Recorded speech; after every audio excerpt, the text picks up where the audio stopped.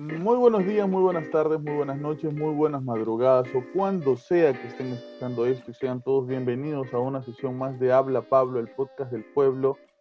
Como bien saben ustedes, cada cierto tiempo invito a personas a que estén aquí, compartan con nosotros, gente que tiene mucho conocimiento, que sabe mucho de estas cosas. Y la verdad hoy estoy muy halagado, muy honrado de tener una persona tan importante. Sinceramente, la primera experiencia con Dios que yo tuve fue escrita por el Señor que está aquí con nosotros ahora. Y seguramente si tú has ido a una jornada, un retiro, a alguna experiencia de Dios, lo más seguro es que esa experiencia la haya escrito este Señor. Así que para mí es un gran honor que el señor José Prado haya aceptado esta entrevista, esta conversación de manera tan amable. Y nada, le doy la bienvenida desde Lima, Perú, señor José Prado. Muchísimas gracias por estar en este humilde espacio y sea usted bienvenido. Pues muchas gracias, muy contento como siempre de compartir la palabra de Dios o como dijo María, lo que Dios ha hecho en nosotros. Muchísimas gracias una vez más sé que disponemos de poco tiempo, así que quisiera empezar con lo concreto de las cosas que le quería preguntar. Sí, cómo Eh, no, Pablo. Señor Prado, usted durante muchos años y aún hasta ahora sigue evangelizando, sigue compartiendo la palabra de Dios, sigue compartiendo el anuncio del querigma. Eh, a partir de su experiencia y de las cosas que usted ha ido viendo a lo largo de todos estos años, ¿cuál cree usted que sea la razón por la cual los católicos están perdiendo fieles? Muy interesante tu pregunta, Pablo, y muy fuerte, pero hay que abordarla. Ya el Papa lo dijo, el Papa Benedicto, dijo que hay una migración muy grande hacia nuestros hermanos cristianos de otras denominaciones, que yo nunca llamo hermanos separados. A veces estamos más divididos acá internamente nosotros que con ellos. Y ellos me Ujú. merecen todo mi respeto. ¿Por qué? Porque yo tuve mi encuentro con Jesús gracias a hermanos evangélicos, fíjate. Ellos fueron los que me dieron el primer querigma cuando yo ya tenía 24 años. Ellos fueron los que me presentaron un Jesús vivo, alegre, hace ya 50 años. Así que yo no tengo más que reconocimiento, cariño y mucha amistad con algunos de ellos. Por eso, en este momento quiero dar mi reconocimiento. ¿Y qué pasó? Pues tuve mi encuentro y después, como dicen los apóstoles, no podemos dejar de hablar de lo que hemos visto y oído. Y San Pablo también lo dirá en 1 Corintios 9:16, ay de mí si no evangelizara. Pablo tenía un miedo. A veces nos presentan a Pablo muy fuerte, muy superhombre. No, Pablo tenía muchos miedos, muchas inseguridades. Y una de ellas, ¿sabes cuál era? Tenía miedo de no terminar la carrera, de que habiendo predicado a muchos, él no lo viviera. Y él por eso decía, ay de mí si no evangelizara. Ay de mí si me quedo a la mitad del camino. Sin embargo, tengo un amigo, que es el cardenal Lacroix, muy amigo mío, que cambió una frase de San Pablo, a ver cómo le va cuando llegue allá a la gloria y vea a San Pablo, porque a mí me gusta más la frase del cardenal que la de San Pablo. San Pablo dice, ay de mí si no evangelizara. El cardenal Lacroix dice, qué feliz soy cuando evangelizo, en positivo. Y eso es lo que me pasa a mí.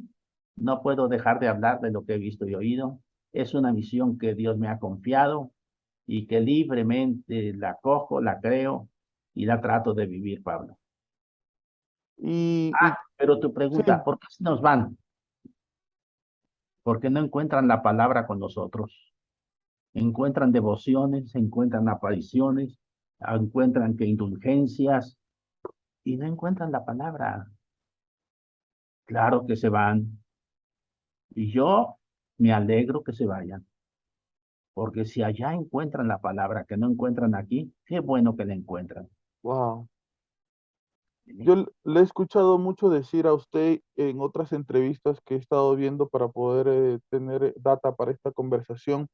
Le he escuchado mucho decir que en conferencias, en algunas situaciones, usted ha pedido que la gente que lo escucha alce su Biblia y casi ninguno tiene Biblia, ¿no? ¿A eso se refiere usted?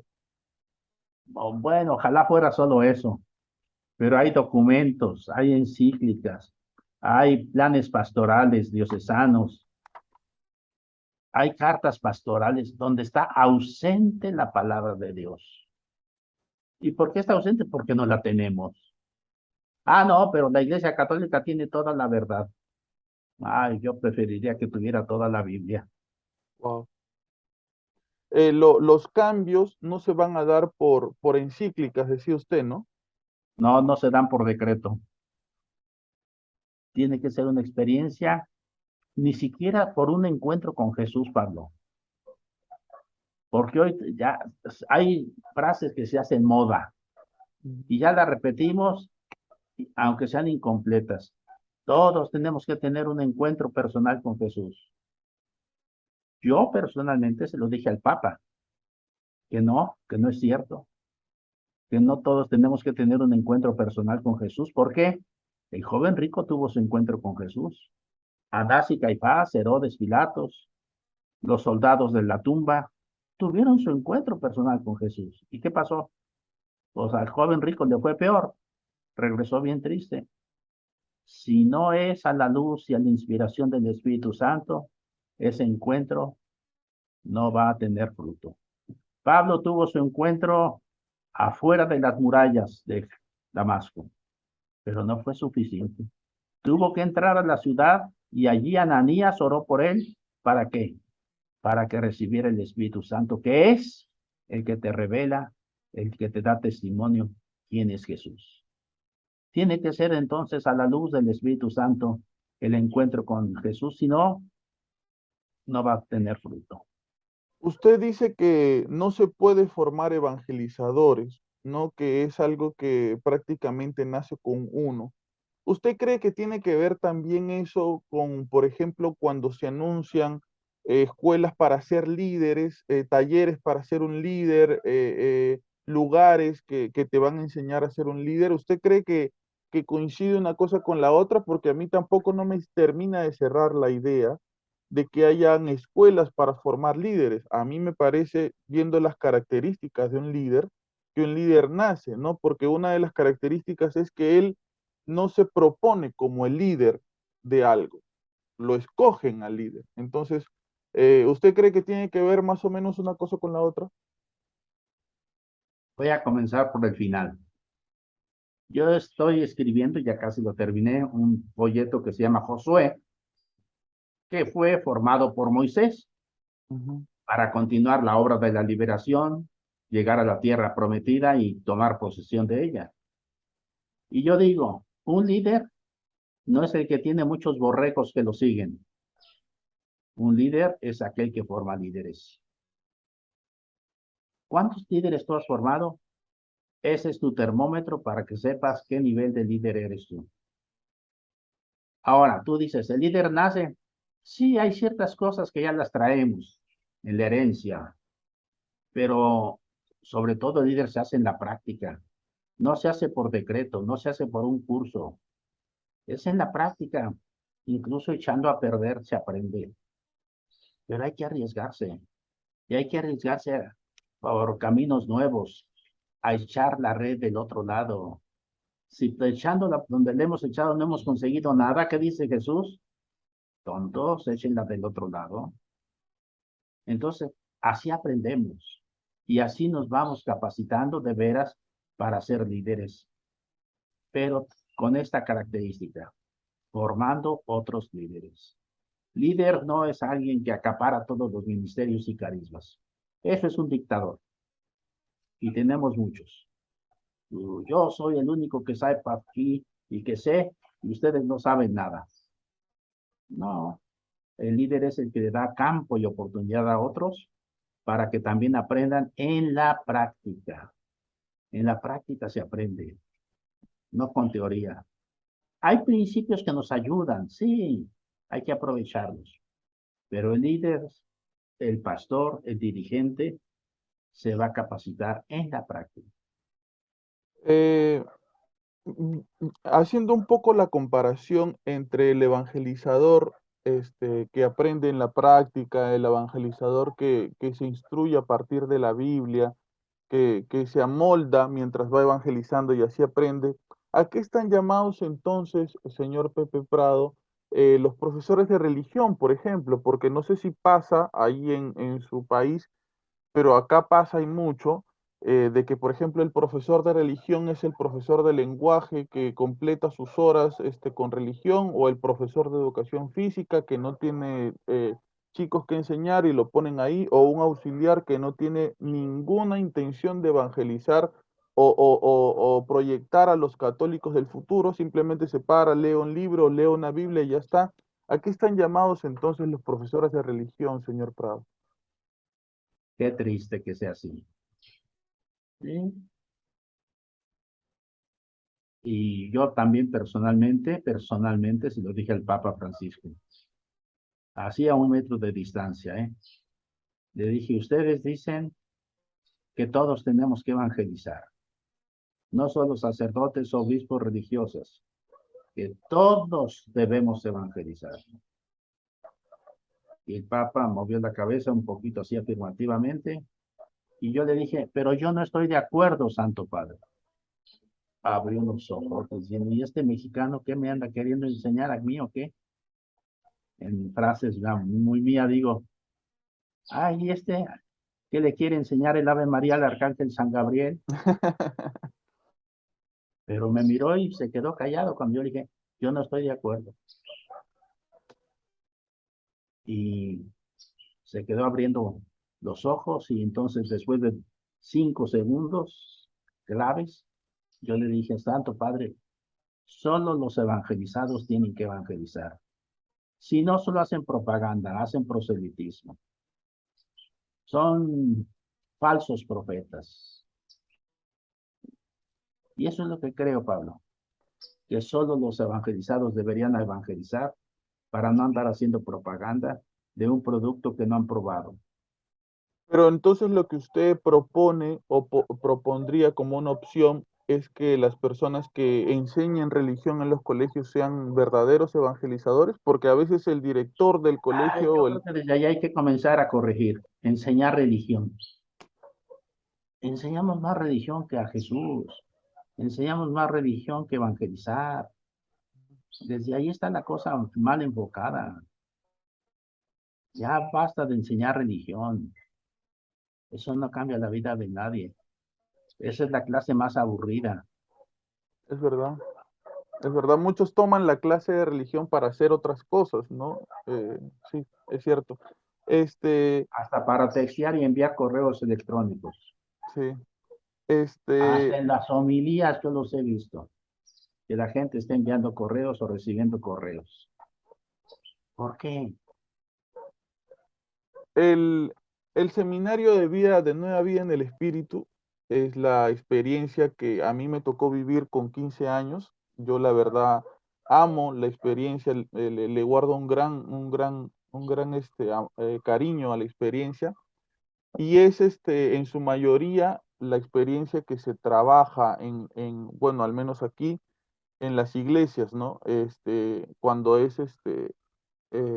la confirmación de los chicos, cuando los chicos están en quinto de secundaria, algo así.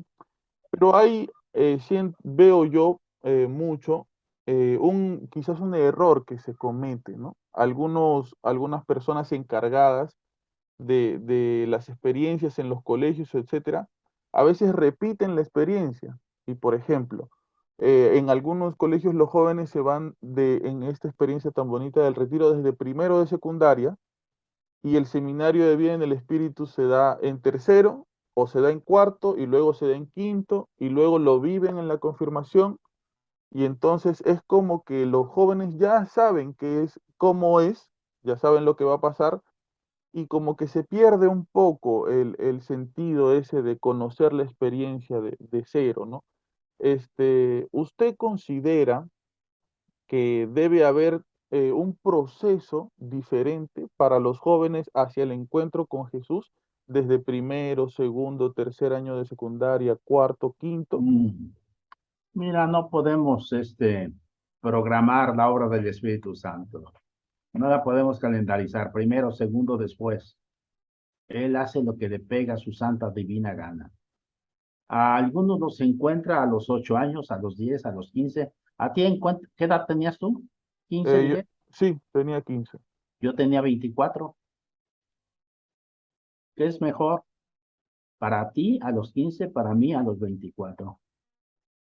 Lo que importa es que sea el impulso del Espíritu Santo Ujú. y no queramos enjaular, programar al Espíritu Santo. Cuidado con eso. El viento sopla como quiere. No sabemos ni de dónde viene ni a dónde va. Así es todo el que nace de lo alto. Eh, Ahora, viendo la situación actual de las personas que ahora tienen 15 años, no, yo ahora tengo 33, viendo la actualidad y los temas que comienzan a salir, los jóvenes cada vez están más, más pegados a la tecnología con las aplicaciones, con el celular, las tablets, etcétera. Tienen un acceso a otro tipo de información. La información que se les da está de alguna manera más procesada, ¿no? Los videos, por ejemplo, de youtubers duran 15 minutos y en 15 minutos se recorren 3 países a veces, ¿no? Y te hablan de que fueron a comer aquí, que fueron a ver tal cosa, y es como todo bastante resumido. Y en otro tipo de aplicaciones ven la información quizás un poco más compactada. ¿Usted cree que eh, las experiencias que se hacen con los jóvenes deberían variar en forma, más no en fondo? Quizás deberían actualizarse con los temas que ahora los jóvenes quieren conocer, de los que los jóvenes hablan o reciben información de una parte nada más y que no reciben quizás información de la otra parte. Bueno, hay que ver si la otra parte está produciendo información, que es muy aburrida, o formación, o revelación del Espíritu Santo. Desde ahí hay que comenzar. Si no la reciben es porque no salió de ningún lugar. Ahí es donde nosotros tenemos ahora un gran reto, el areópago del mundo digital. No hay joven que no tenga teléfono, que no lo vea, que no lo consulte. ¿Dónde está la iglesia? ¿Dónde están los evangelizadores en ese mundo digital? Estamos todavía en el Antiguo Testamento muchas veces. Y para crear un poquito de celos, te digo, ¿dónde están mis hermanos evangélicos en el mundo digital? Qué envidia me dan ciertos programas, YouTube, de Gebel, por ejemplo, este pastor argentino. Genial. Yo no me pierdo ningún programa de él. ¿Por qué? Porque es alguien que produce evangelio vivo. ¿Sí? Entonces, ahí está. ¿Qué estamos produciendo? La gente se aburre, se va, cambia de canal.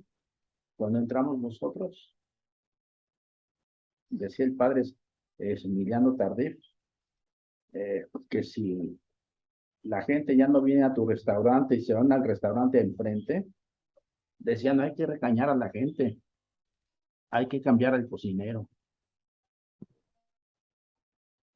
Ah, hay que cambiar al cocinero. Por algo se van al restaurante enfrente.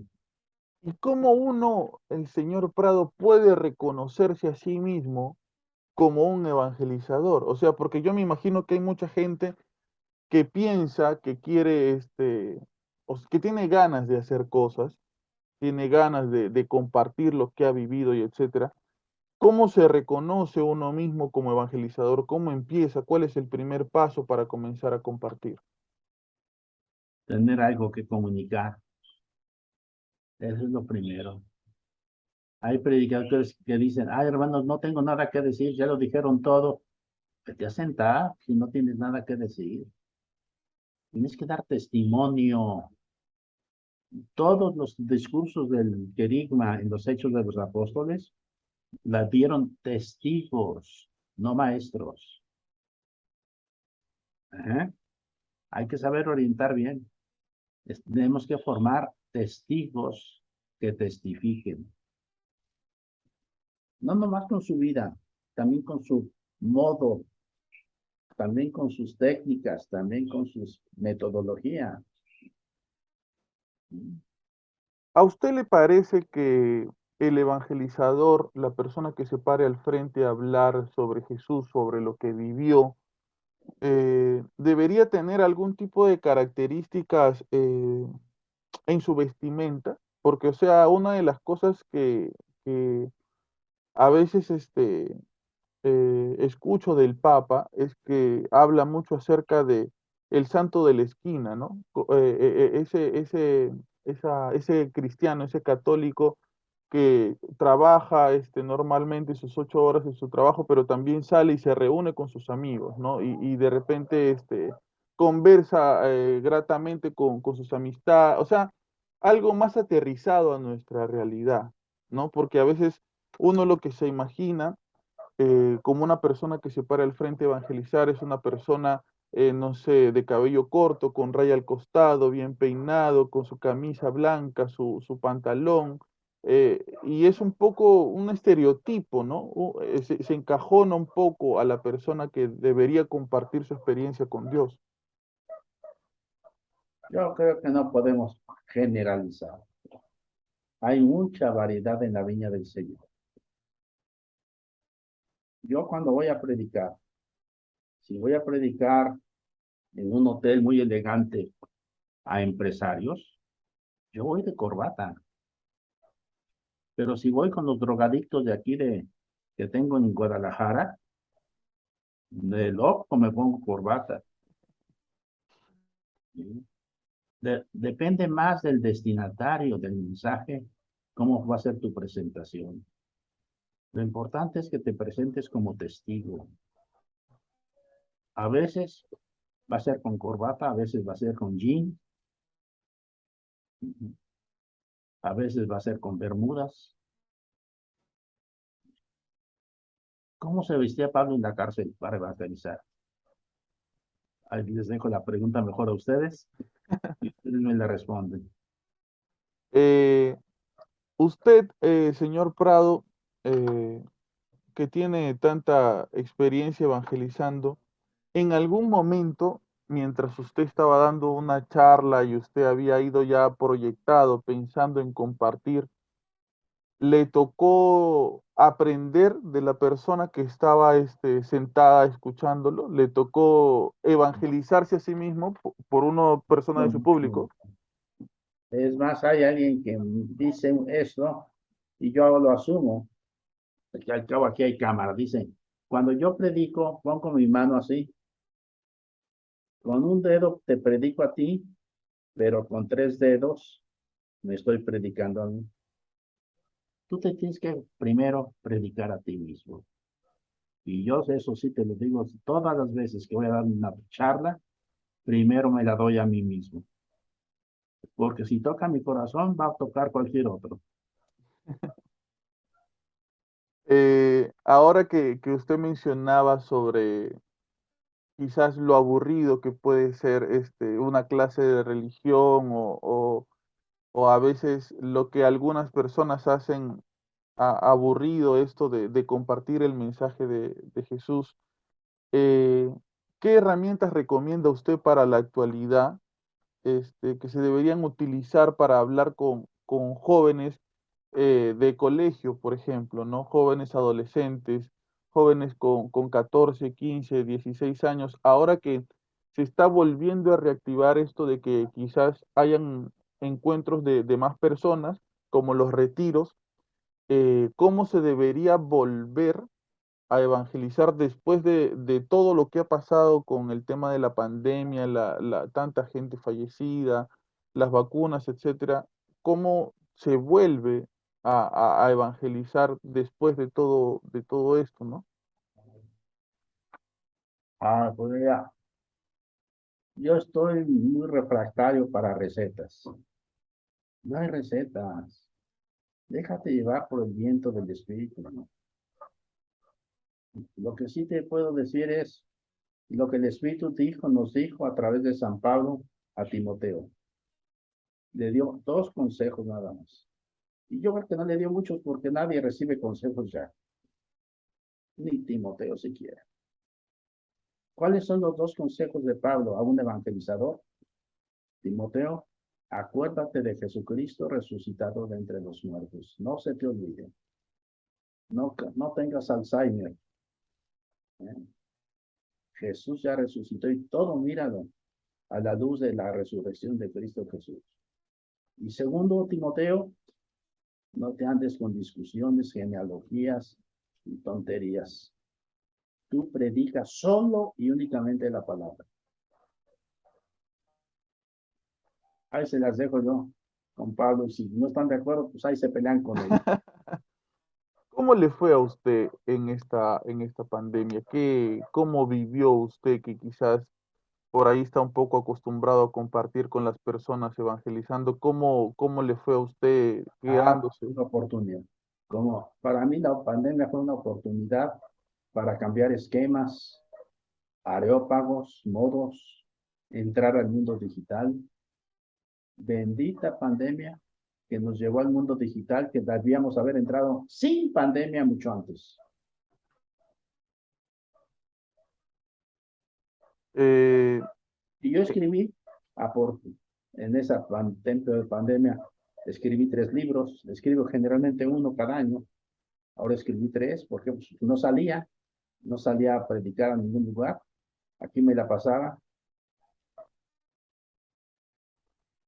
Eh, ¿cómo ver, señor Prado, este tema que es un poco eh, difícil de conversar a veces sobre la gente que se quiere dedicar explícitamente a evangelizar? O sea, lo menciono como un labor que sea remunerado económicamente. ¿Cómo abordar este tema? Yo imagino que obviamente las personas que aspiren a esto no deberían tener esa intención de aspirar a comprarse un Lamborghini ni un departamento en Nueva York, ¿no? O sea, ese no es el fin ni la intención. Pero las personas que se quieran dedicar a esto como un labor profesional, ¿en qué deberían estar Mira, pensando? hay gente que busca eso, pero lo primero no es que te guste, que quieras. Lo primero es, fui llamado, me llamó el Señor, y generalmente cuando el Señor te llama, tú te resistes. Soy un joven, decía Jeremías. Eh, no sé hablar, soy de labios impuros, decía Isaías. Eh, entonces no lo hago porque me gusta, sino porque fui llamado. Y el llamado de Dios es irresistible. Había como un fuego prendido en mis labios, que aunque yo trataba de ahogarlo, no podía. Entonces, primero. Segundo, la situación económica de remuneración es justa. Dice el mismo Jesús en el Evangelio y en el Nuevo Testamento que el obrero merece su salario. Pero una cosa es esa y otra es que busque el salario en vez de evangelizar. Que se meta a hacer negocio, ¿sí? Y a sacar, como tú dijiste exageradamente, esos lujos materiales, que porque es hijo del rey, merece este traje, merece este reloj de oro y demás. Pues el hijo del rey, el hijo de Dios no tenía dónde reclinar la cabeza, así que no puede ser eso. Hay que tener pureza de intención. Y Dios da, y da más de lo que tú crees. Pero Él dijo, busquen primero el reino de Dios y su justicia, y lo demás vendrá por añadidura. ¿Cómo imagina usted la iglesia del futuro, señor Prado? Ay, Dios mío, pues yo lo que quiero es que ya regrese el Señor Jesús. Eso es lo que me imagino, quiero y deseo y sueño. Y en la Eucaristía, cuando digo, anunciamos tu muerte, proclamamos tu resurrección, ven, Señor Jesús, yo añado algo. Ven rápido, ven ya, Señor Jesús. ¿No tiene muchas esperanzas, se podría decir? ¿Cómo? No tiene muchas esperanzas, una visión de un futuro No, pues esa positivo. es mi esperanza, que ya venga a culminar la obra que está incompleta. No, yo sí soy hombre de esperanza, por eso estoy trabajando con la palabra de Dios. ¿Sí? Pero me refiero al hecho de que quizás usted, al imaginarse la iglesia del futuro, Bien, desea la venida te voy pronta a de decir Jesús. mejor que sueño, Ajá. y voy a decirle con una palabra del Papa Pablo VI. Yo sueño con una iglesia evangelizada y evangelizadora. Ese es mi sueño, y para eso trabajo. Ahora que menciona usted eso, me hace recordar una anécdota que sucedió hace poco. Generalmente, por acá fuera de mi casa pasan los testigos de Jehová cada cierto tiempo. Y a mí me gusta mucho hablar con ellos. No soy de los que se hace loco y no les abre, no apaga las luces para que piensen que no haya nadie en casa. No, al contrario, me gusta salir. Y yo ya uno más o menos sabe qué es lo que va a pasar, ¿no? Abres la puerta, hermano, ¿qué tal? Mira, que esto, que lo otro. Entonces yo ya salía con esa expectativa, ¿no? Tocan la puerta, abro, y apenas abro, me ofrecen una bolsa con lo que sería más o menos 1 o 2 kilos de cebolla. Entonces yo me quedo impactado porque pensé que estaban vendiendo. Me dicen, hermano, toma, te regalo. Entonces, ahí estaba yo con mi bolsa de cebolla en la mano, sin saber qué estaba pasando, y me dicen, ¿te puedo dejar esta revista para que la leas? Sí, dije, no hay problema, me dieron la revista, muchas gracias, hasta luego, se fueron, y yo me metí a mi casa con mi 1,5 kilos de cebolla más o menos. Pero lo que me sorprendió es esa técnica para evangelizar. Yo no estoy pensando en que se demoraron como 2 semanas en concentrarse para hacer eso, pero alguien se iluminó y dijo, vamos a hacer esto, lo hicieron y funciona. Porque ¿quién en su casa, sobre todo gente necesitada, no necesita 1 kilo de papa, 1 kilo de cebolla, 1 kilo de tomate o lo que fuese? Y cómo ese tipo de cosas pueden ser un enganche para acercar a las personas a Jesús. Porque a veces las personas se complican un poco en pensar en cómo hacer, pero quizás con detalles, Mira, con gestos más pequeños, se el puede. mejor gancho, el mejor anzuelo, perdón, no son las cebollas. No digo que no sirven, úsalas cuando el Espíritu te inspira, pero el mejor gancho es la palabra de Dios. La mejor atracción, imán, es Jesús, es Jesús. Ni siquiera mi comunidad, congregación, nada. No, Jesús, Jesús, Jesús.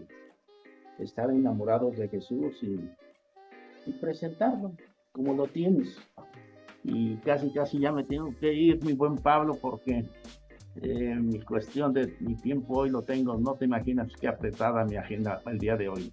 Lo Pero entiendo muy quería bien, aprovechar este momento que me comprometí contigo por y supuesto. mejor programamos para otra ocasión seguir en este diálogo tan interesante, ¿te parece? Por supuesto que sí. Antes de despedirse, por favor, le pediría unas palabras para la gente, para los jóvenes que Ay, están escuchando en este momento su entrevista. una palabra. Y voy a escoger la primera palabra que yo leí de la Biblia. Cuando yo tenía 15 años, compré un Nuevo Testamento y abrí la Biblia así al azar y encontré esta palabra que tiene Gálatas Efesios, que tiene hoy, sigue teniendo la misma fuerza de hace 60, 70 años. Dice así: Dios tiene poder para realizar todas las cosas, incomparablemente mejor de lo que nosotros podemos pedir o pensar, conforme al poder que actúa en nosotros. A Él la gloria en la Iglesia y en Cristo Jesús, por todas las generaciones y todos los tiempos. Amén. Amén. Señor Jesús, tú eres la palabra. Ven, Espíritu Santo, para que siempre sea esta palabra y pueda dar fruto abundante al 100%. En el nombre del Padre, del Hijo, del Espíritu Santo. Amén. Muchísimas gracias, señor Prado. Y nada, muchas gracias a la gente que estuvo aquí escuchándonos, viéndonos.